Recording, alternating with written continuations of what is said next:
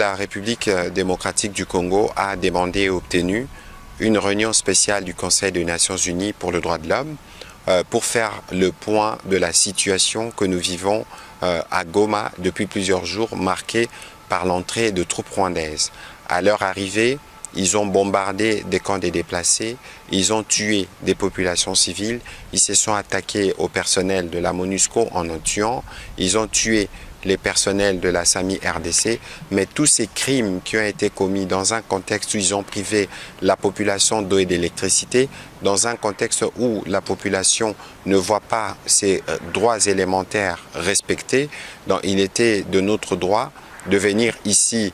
au Conseil de droits de l'homme pour discuter justement du sujet avec toutes les conséquences qu'il y a sur les droits de l'homme en République démocratique du Congo, avec le besoin d'obtenir un mécanisme qui nous permettra d'envoyer des enquêteurs sur place et être en mesure de faire les bilans. Parce qu'aujourd'hui, nous parlons de plus de 3000 morts et tout ça n'est que provisoire parce que nous devons savoir effectivement combien de Congolais sont morts. Nous avons eu l'occasion de faire un briefing avec toute la presse internationale ici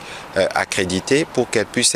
comprendre le contexte de ce que nous sollicitons du Conseil des Nations Unies pour les droits de l'homme, mais aussi toutes les implications qu'il y a depuis l'entrée des troupes rwandaises à Goma et son occupation illicite. Nous leur avons expliqué que le fondement principal de cette guerre portée par le président Kagame, c'est de garder ses mains sur les ressources minières de la République démocratique du Congo. Nous, comme peuple, nous sommes mobilisés derrière le président Félix Antoine Tshisekedi, qui est résolument engagé dans le cadre du processus de Luanda, par exemple, pour amener la paix dans l'Est de la République démocratique du Congo. Et donc, c'est autour de toutes ces questions que nous avons eu l'occasion de discuter et d'apporter des réponses à la presse qui a été très intéressée à connaître les détails de la situation en RDC.